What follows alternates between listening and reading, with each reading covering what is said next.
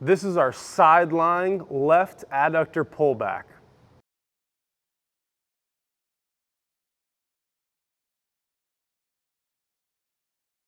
All right, so finer details on this one. We're gonna make sure we're nice and long. Head is in line with our butt, just like sidelying scissor slides or any of our other stuff.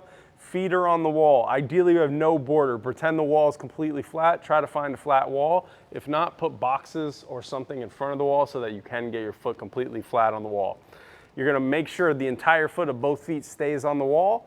And what we're gonna do is we're laying on this side, our right side, your hips, your belt buckle is perpendicular to the ground, your little mouse hole under your side, and you're gonna go ahead and start to gently drive your left knee into your right, and then you're gonna pull it back. We're gonna slowly work on our left knee getting further and further back. You can put a towel in between here to give you a little bit of feedback, and if you're really stiff, especially in a left hip, put a ball between your knee if you absolutely need to, but try to make it on the smaller side. Soccer ball is way too big, okay? Maybe a baseball or a softball is probably maxed out, okay? Now, what we wanna do is as we pull it back, we just wanna pause here. Now what you're gonna do is you're gonna exhale, push down. You're pushing down the whole time, but just a little bit more emphasis on it. Now my left groin, especially high up, works a little bit more. Now, when I inhale, I'm gonna drag back a little bit.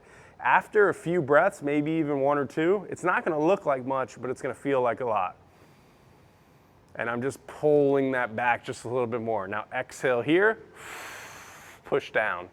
Inhale, draw back, exhale, push down. You're going way slower than I'm talking. I'm just talking you through because I'm doing it at the same time.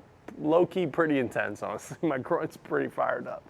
Now, you want to make sure your left heel stays really flush with the wall. As soon as you keep that down, you'll feel a lot more of the stuff that I'm looking for. Don't lose either feet, but especially left heel.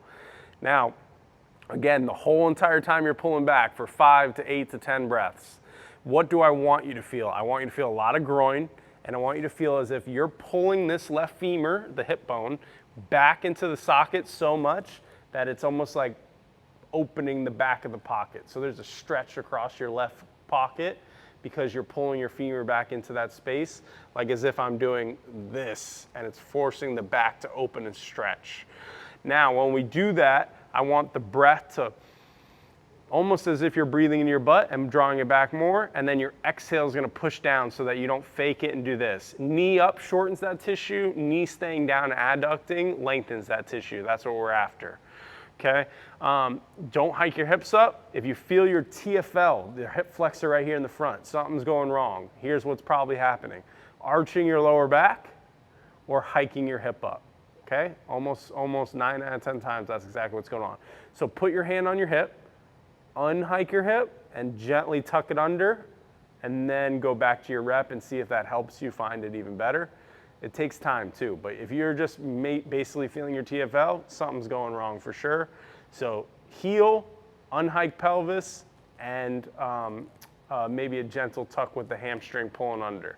Those 3 things should help you right there. All right, let me know if you have any questions about that one.